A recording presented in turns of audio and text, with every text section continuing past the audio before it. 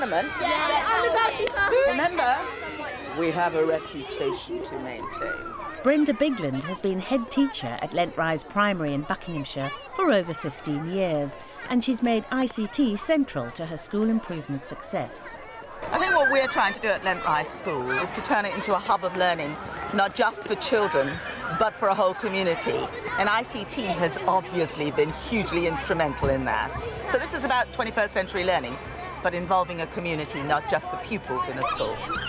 Lent Rise is an outstanding primary school and has had many awards and international recognition for its work, particularly in leadership. Brenda believes that the integration of ICT throughout the school was a key factor to this success. Here we'll see some of the many ways they use technology for learning and teaching, Brenda's distributive approach to building leadership within the school, and how they use ICT to build a broader learning community beyond the school gates. This is the story of their journey. Whistle, go! When Brenda first started in 1994, the school had a falling roll and only a handful of outdated computers. I think the thing is when you start with 3 BBCs and no internet, and you've got over 300 children in the building, for me it was important that we actually put some more computer technology in, so we just went for computers. And we put internet connectivity in one room, because at that stage, that's all I could afford. And I know this sounds absolutely crazy, but the next step we took was into video conferencing. So does anyone know anything about me yet? You're an Olympic athlete, brother. Today, the Year 5s are talking to Paralympic 800-metre champion Danny Crates. What is it like walking onto the track? When you walk onto the track for a big race, it's really, really scary. The school first got this equipment in 1998. I saw a sheet come across my desk from a company that wanted to sell video conferencing. So I rang them and said, look, I think this would be fabulous in primary education. Have you got many primary schools doing this yet? And the answer was no. So I negotiated with them that we would show them how it could be done in a primary school if they would come and train us and work with us. And that became the kind of partnership that has lasted for 12 years. How many of you have ever seen an Olympic medal before? Well, here's the goal. I'm afraid you won't be able to hold this one. Really exciting to speak to Danny because you wouldn't really go face to face with an Olympic athlete or a Paralympian, but we were quite lucky. We have talked to sports personalities. We've talked to Europe. We've practiced French by speaking to children in France. Real learning. You could all make Olympians. Thank you very much. I have to give away. The next step was to put internet connectivity throughout the school. The rationale for that was not just to use, say, laptops or whatever in the classrooms.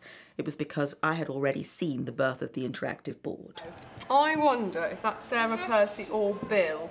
So I then went out and found a provider and worked with that provider, and instead of putting just interactive boards in year 5 and 6, we put them in every classroom. That was a huge cost to the school. Do you know what we're going to do? We're going to all go and have a go at doing it on the computer. Jill Watson, one of 3 assistant head teachers, is early years coordinator and school improvement manager for ICT. One of the reasons that we've planned this session this morning, it gets them into the keys mouse skills, it gets them thinking about making their own storybooks, get them excited about telling stories and then reading them back. And as you can see, they are really enjoying it. Learning that clicking a button does this and does that. I mean, it's just fabulous. Say, it's going backwards. For some people, they think, well, why would you want to do it to a 4-year-old? But actually, if a 4-year-old starts with confidence, they can conquer the world by the time they're 11. So we've got our cameramen, we've got our owls. Then we started to think of the tools that would work with the interactive board.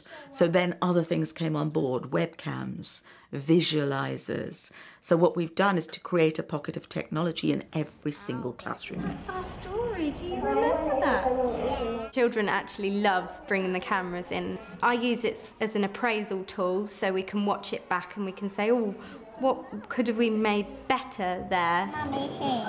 So they're on their branch. What happens after they're on their branch? I made sure that if I brought anything new into the school, everybody was trained. So it wasn't a question of training one person, we trained an entire staff. We read this one. So Sarah, Percy, Bill and Mummy Lucy. Which picture does that go with? So every time something is brought into the picture, we evaluate it, we check about what impact we're seeking from it, and we actually start being people who can support each other and take things forward. Lent Rise has a very mixed intake. Overall, pupils start with below average attainment, and about a third of pupils have special educational needs. Let's have... Should we have Mike TV? Jo Ray is another of the assistant heads and is Key Stage 1 manager and the school's Senko. Are you ready? Today her Year 2 class is working on a news report. Hello there, what is your name? Mike TV. What are you looking forward to?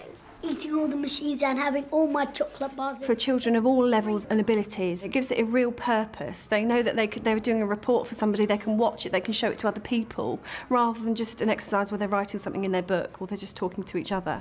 Now all teachers in the school are expected to integrate ICT into their lessons, but this did not happen overnight. So now we're going to move on to play scripts.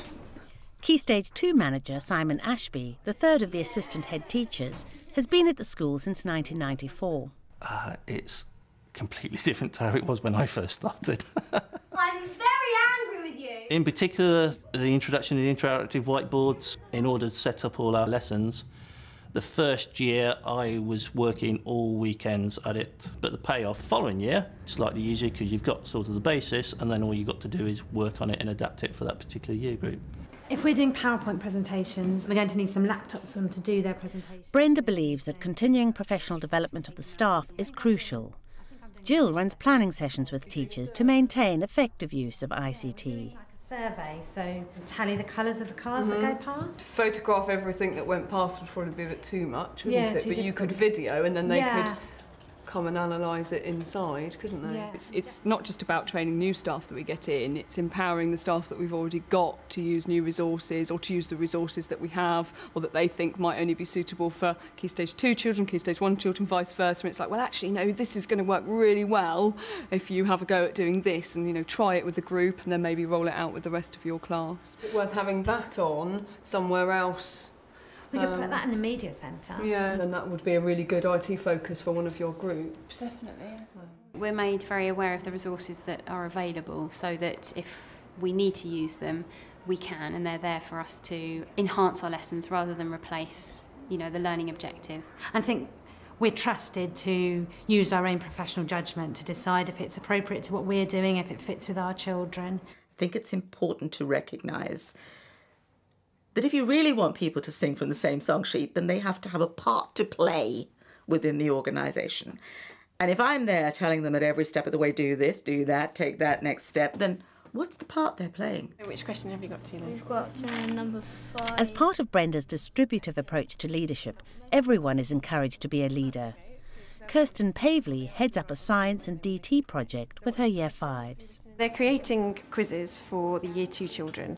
These kids have had to sort of get the questions pitched at the right level and understand the curriculum that Year 2 are actually studying so that they can actually get some questions that are relevant to what they're doing at the moment. Yeah. Just don't forget, they have to know if they got it right, don't they, so give it a grade. It makes you feel quite grown up, but it also gives you a nice feeling to know that you're helping some younger children. It's about everyone understanding that they have a leadership potential of their own. I'm including children in that. And I'm hoping that my job is to foster that. And I think that's critical because if you try to sit on it, then it dies a death. So you recognise it, you work with it, and hopefully you inspire future growth. The next major development for the school started in 2005. I think the final, if you like, step for us was to develop our learning platform. You can't do that unless you have an amount of confidence, an amount of competence in the school, because every teacher and every teaching assistant is involved in the development of the learning resources on that learning platform. We call it Lent Rise Learning World. It's a secure platform for the children, parents and community to be able to access. It made sense to give children first remote access to learning. That's where we started. You know, a child who's at home, maybe a child who's not well, you know, if they've got some learning resources that they can access, then you're keeping learning going, you're keeping that enthusiasm for learning. In the pupil zone, we've got all the year bands here. And so, for example, if I go into year 2, we've got a section for their homework. The children go into their science homework here. And the teachers set it up so that the activity is open on the correct date. The best thing about the learning world is that once you've done your homework, the teachers will mark it. So maybe the next week you can look back on what you've done and see what the teacher has to say on what you've done, and you can show your parents and they can help you improve what the teacher has to say. And then, having done that with children, suddenly thought, well, actually we can give parents access to more too. In the parent zone, we've got topic challenges, which are linked to the curriculum areas that the children are studying. So the idea is to engage the parents in the children's learning. So, for example, here in year 1, it's to find interesting facts about the local area. So we now have a parent zone, we have a children's zone, we have a governor zone, and it's just become this huge resource that I think really shows how IT can make you a hub. The school has a cyber cafe, which pupils use if they don't have home internet access. Jill also runs weekly cyber cafe sessions for parents with their children. I've been running the Cyber Cafe Club for a number of years. Quite open with the parents when they come to the first session that they attend and say, you know, what would you like to get out of this? Do you want to learn about, you know, what your children are doing in school? Do you want to learn how to use email? And the key to it is they have to attend with their child. Looking at the kind of resources they have, because they often come home and say, I did this today, or we used this particular thing today, and it's good to actually see exactly what they are doing. And it's amazing how much they pick up, you know. So, yeah, she really enjoys it. You did number 4. Okay. Press play. There, that's it. A recent survey suggests the majority of families in the school do have internet access. So for pupils like George, doing his weekly science homework online is no problem. OK, let's go down to science homework. Okay, think carefully about what the following parts do. The roots of a flower for. The roots are for to take goodness up and water up it. For George, it's his favourite homework of the week. I think because there's the fun element to it. Because when I learn things, I like it when I share them with her, because you can do it more easily, because I'm not very good at spelling, but with pencils. Let's go and have a look at what your teacher said about last week's homework. For me, I like it because it is a direct link with the school. Talking to the teachers via the internet feels as if I'm face to face with them. So we're learning together. She said, well done, George. You thought carefully about your answers. I think what the VLE, our learning platform, has done is to predominantly engage parents with their own child's learning. I think that to me has been the best thing of all. Even though this is the first time we've done this. Do you press that? So, what's the future for Lent Rise?